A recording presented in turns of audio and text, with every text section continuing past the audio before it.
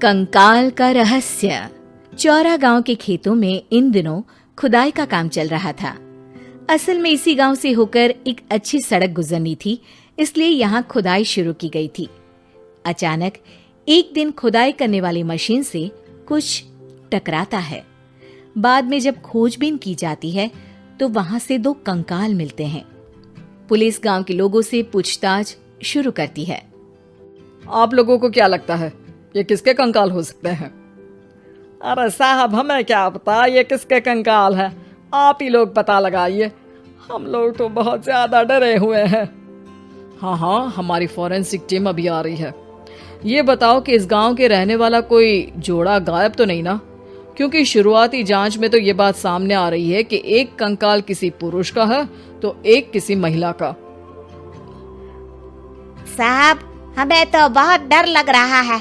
ऐसे कंकाल मिलने का मतलब गांव के आसपास ही किसी की हत्या हुई है या फिर किसी को जलाकर मार डाला गया है।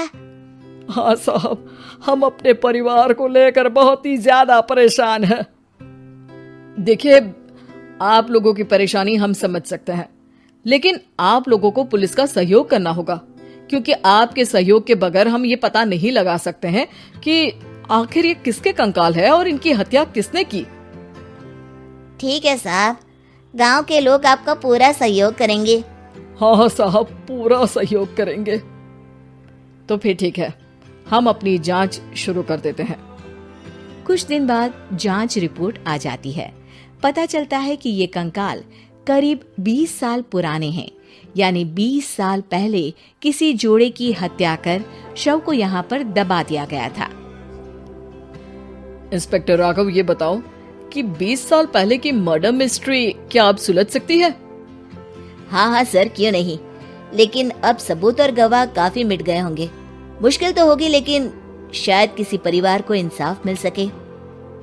इंस्पेक्टर राघव, आप बिल्कुल सही कह रहे हैं। किसी परिवार को तो इंसाफ मिलेगा ही और किसी को उसके किए की सजा भी मिलेगी। जी सर, मैंने तो जांच शुरू भी कर दी है। 20 साल पहले इस गांव के 2 जोड़े अचानक कहीं गायब हो गए थे। मैंने दोनों ही परिवारों के बाकी के सदस्यों से बातचीत शुरू की तो उन्होंने बताया कि उनके बच्चे शहर गए थे, लेकिन आज तक वापस नहीं लौटे हैं। लेकिन ये दोनों शव किस परिवार के सदस्यों के हैं, ये कैसे पता चल सकेगा? सर, मैंने डीएनए टेस्ट करवा लिया है। आज शाम तक इसकी रिपोर्ट भी आ जाएगी। अच्छा, ठीक है। उसी शाम को सर, डीएनए रिपोर्ट के मुताबिक ये दोनों ही लाशें चौरा गांव के रहने वाले प्रधान सुल्तान सिंह के बेटे और बहू की है। लेकिन इनकी हत्याएं किसने की है, ये कैसे पता लगेगा? इसी का तो पता लगाने की कोशिश में जुटा हूँ सर। आज सुल्तान सिंह से मिलने भी जा रहा हूँ। मेरा बेटा और बहू तो मेरे लिए सिर्फ यादों में ही रह गए थे। हमें उनकी लाशें तक नहीं मिल सकी थी। आज 20 साल बाद उनके कंकाल मिले हैं। मैं अब किसके लिए जीऊं?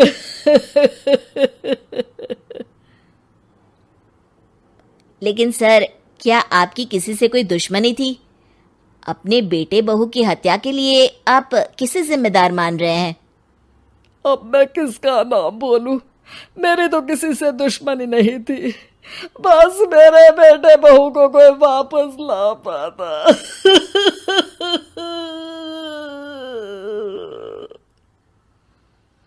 इसके बाद सुल्तान सिंह फूट फूट कर रोना शुरू कर देते हैं।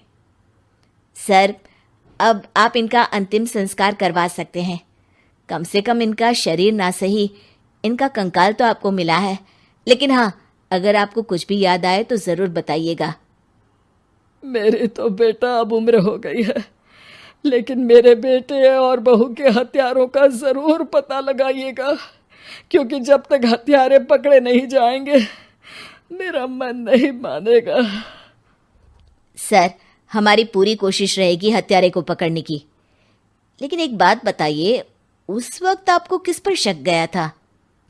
उस वक्त मेरे एक ड्राइवर को पकड़ा गया था, लेकिन सबूतों के अभाव में उसे छोड़ दिया गया था। अच्छा, और ड्राइवर पर कैसे शक हुआ था? क्योंकि उस दिन ड्राइवर छुट्टी पर था। उस समय लेकिन लाश क्यों नहीं मिल सकी थी? उस वक्त पुलिस ने बहुत कोशिश की थी, लेकिन दोनों की डेड बॉडी नहीं मिल सकी थी। ठीक है, हमारी तफ्तीश चल रही है, मैं फिर आऊंगा। इसके बाद इंस्पेक्टर वहां से चला जाता है और सुल्तान सिंह अपने बेटे और बहू की याद में खो जाते हैं।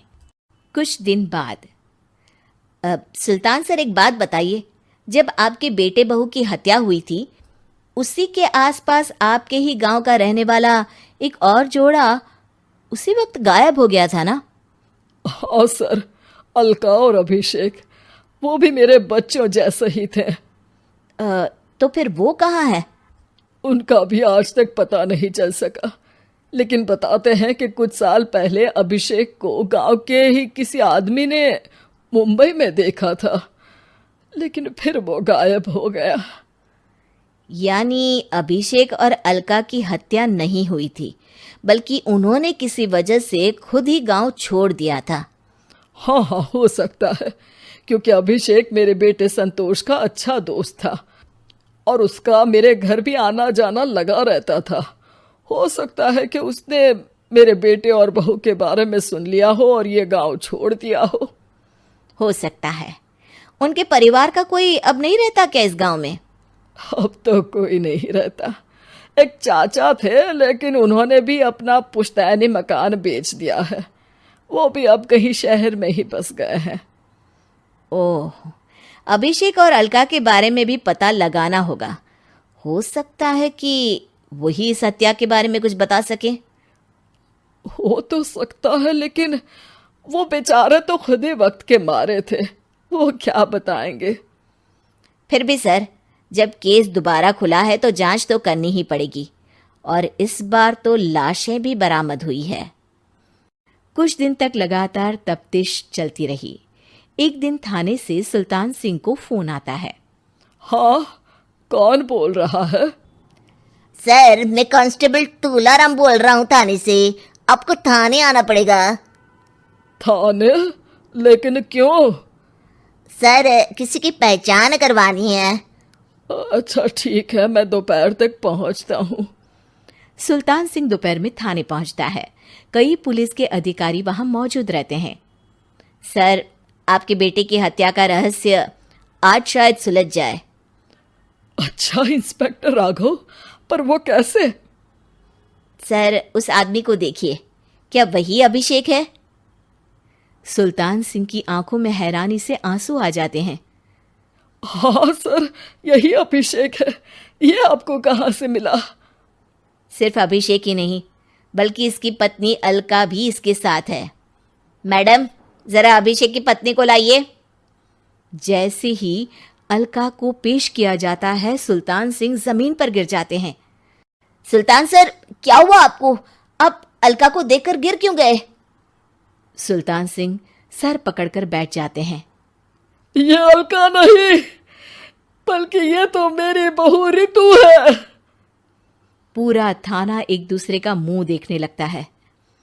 क्या? इसके बाद हर किसी को दो कंकाल और हत्या का रहस्य समझ में आ गया।